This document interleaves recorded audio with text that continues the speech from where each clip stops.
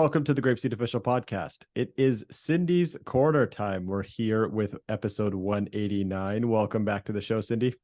Thank you, Adam, for having me again. What is our topic of the day? Today, I would like to, it's a topic I've been thinking about a lot lately. It's a topic about teachers as transformative agents. I want to name it like that. Ooh, it's exciting. Let's get into it. Yeah. Okay, so we all believe that teachers are creators of classroom culture, right? They can help the students learn to enjoy acquiring English, appreciate their friends, demonstrate their learning without fear of making mistakes. What we call it the low affective filter environment.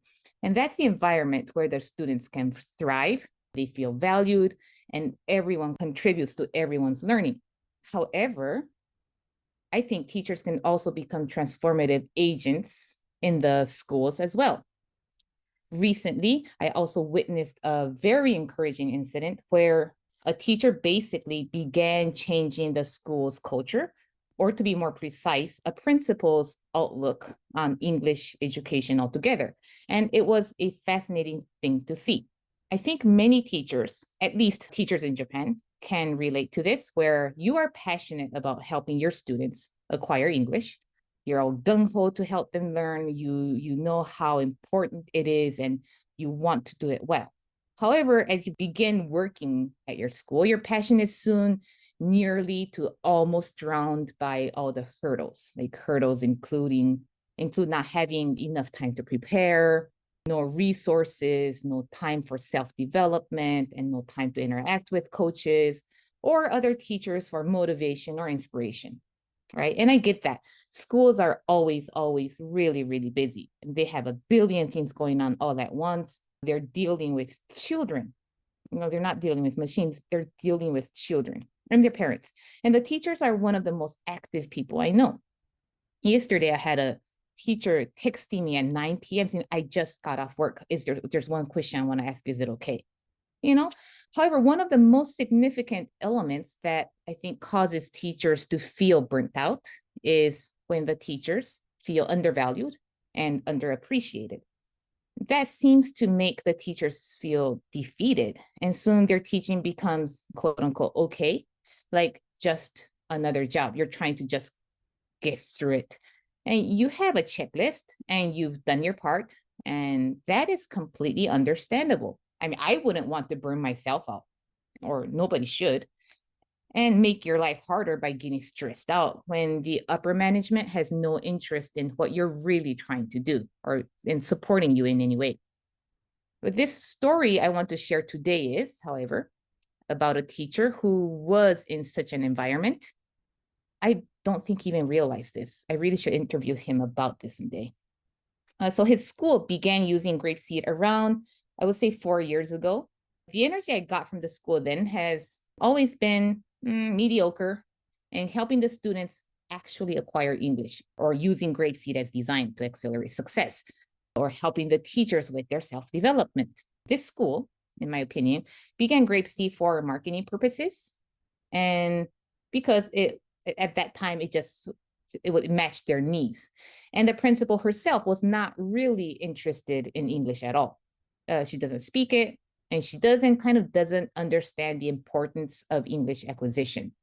So whenever I talk to her about her teacher's motivation or self-development, about coaching, she seemed always, again, quote unquote, too busy to pay attention to all that.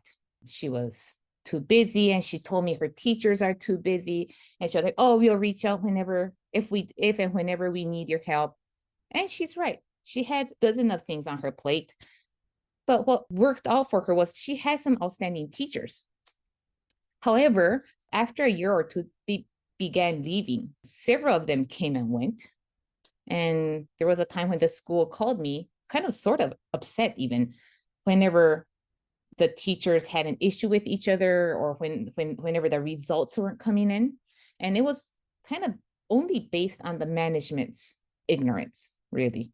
Whether that was teacher motivation, student learning, parents' expectations, and or success, it was because the school wasn't able to provide the resources for teacher and student success.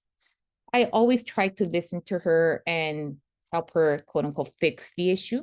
However, inside, I knew that the problem was really with her, with them, or about the way she was handling this. But I felt like there was not enough space or room in her to handle that then and there, because we only spoke against maybe a couple times a year.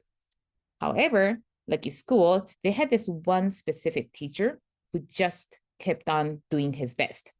I was thinking back yesterday too of some things that stood out to me about this teacher. And I think there are at least 3 things that I can name. One is he was always optimistic about what the school could and couldn't do.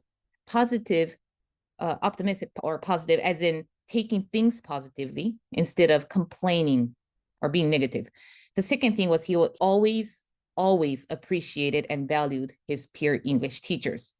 I think right now he has 2 more other teachers. Sometimes he had 3 other teachers, but he always appreciated and valued them. Whenever I thank him or compliment him about his lessons or what he is doing with what he's given, he would always say, oh, Miss So-and-so helped me, or Mr. So-and-so is also doing well, or the principal is understanding. And it was genuine. It never felt fake. He was always constantly building the ones around him up and giving everyone the benefit of the doubt.